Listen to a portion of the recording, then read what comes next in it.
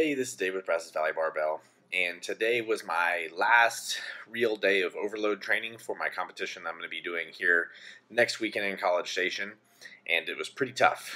So what I was supposed to do today was a single at about 8.5 RPE. I was kind of planning for what would be around my second attempt, a couple of doubles, 3 paused triples on squat, moving into a 3x3 in bench press and 3x3 on pause deadlift. And the big thing that came to mind today was basically process orientation versus outcome orientation. So today was the day that I actually did get everything done that it was written in my programming. I was supposed to work up to 628 on squat, which actually is above my competition PR. I've squatted 645 in the gym. I guess I've only squatted 628 or above maybe 3 times. And then some doubles at 585 that I was actually expecting to be pretty easy and probably progress up into the 600s for my second double. But things didn't really go that way. Like I said, I was able to hit the top single, but I was expecting it to be good. I completely had to talk myself into going for it. So yesterday on bench press, I was supposed to bench over 400. I was planning on matching about my competition PR. I was planning on hitting 408. But it didn't shake out that way. I stopped at my last warm-up on that one, then took 2 more singles at my last warm-up of 175 or 385. And things were just feeling pretty hard. So right now I'm feeling very fatigued with everything, but there's no reason to panic at all here. I've been here before, all that, and that's really not even the point of what I want to talk about this video today. So I know the idea of process orientation has been almost beat to death by a lot of other good people, and really how as athletes that's going to be the people that make it furthest are going to basically be the people that do it the longest and are able to stay objective. So one of the things that I pride myself on is being able to, I guess, attach myself from my own training. So as many of you know, going to Raw Nationals last year, 2017, I had a little bit of a knee injury and I was unable to deadlift. So that was probably the roughest period of training for about that month that I've had, and that one was a big eye-opener for me of kind of what it feels like when you lose objectivity. So I was really getting in my own head, my own training. I was losing sleep at night. My other lifts, my squatting, my bench press were going terribly because of all this stress that I was accumulating from something that basically just didn't need to be there. I could have made better training decisions. Once the injury happened, I could have pulled back a little bit, but I kept trying to push it, which was making things worse, not only from a physical standpoint, but from a mental standpoint that was creating a lot of problems. So in that case, I was unable to remain objective and make better decisions. As it went on, I started getting better with it and talked myself into a good place. Ended up training really well. Some of the poor training that I had going to Raw Nationals probably led to the result at Nationals, where obviously I missed all of my deadlifts, but I was able to put enough training together in the end to really have what I felt like was a pretty successful meet. I felt very strong. I just wasn't able to execute those heavier singles. So with my training today, I was able to work up and hit my 628 squat, but my warm-ups felt bad. My 550 warm-up was I noticeably I felt off. Nothing felt like I had a good rhythm. My planned opener is 595 for the meet, and it was hard. My plan was to stop at what I felt like was an 8.5 RPE, and I think it was every bit of that.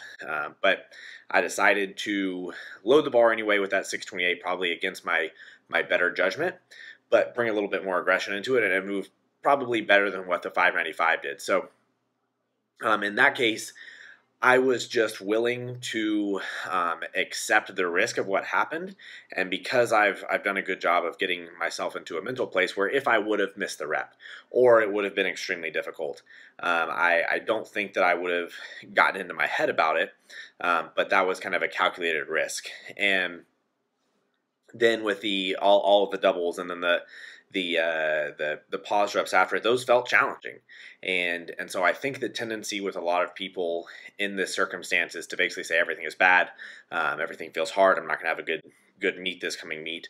But the biggest take home point I think with this is that you can't let any individual rep, individual day training session take away from the body of work that you've created. Overall, my squats have been feeling fantastic. My bench has been feeling fantastic. Really, my deadlift has started to click. And I really think that I'm probably in a better place than I ever have been going into a competition. And these last 2 days were potentially frustrating a little bit. But because of everything else that I've done, I'm looking to be, or I feel extremely confident with where I'm going. So the other big part of this is regardless of the competition that I have coming up, the first time I squatted over 600 was actually after the Arnold last year. So I think that would have been in April of last year. And now I feel like I can confidently hit over 600 any day and squat multiple reps. I basically feel like I have a near double or triple every single day with 600 on squat, which is an easy thing to lose sight of in the moment when things feel very hard. But just reminding yourself, if you look about a year ago, or if you look just a few months ago in training, the things that you're doing, a lot of times those things will show up in the rep work rather than the singles. That's how programming works. That's how we design peaks in the first place, is that if we were always good at singles, then it would be easy. But we program stuff to get better and get the process to work right so that we can execute those maximum singles. So I think that's a risk with some of the stuff that we do, and I think I do it for pretty much everybody, as I include these top sets, top singles in programming, but people get too caught up on what that individual rep feels like versus what the body of work is telling them. Your sets of 5 have increased 5-10%, and your singles still feel challenging. You are getting stronger, but sometimes we just need to be able to take a step back and be objective with things. So that's the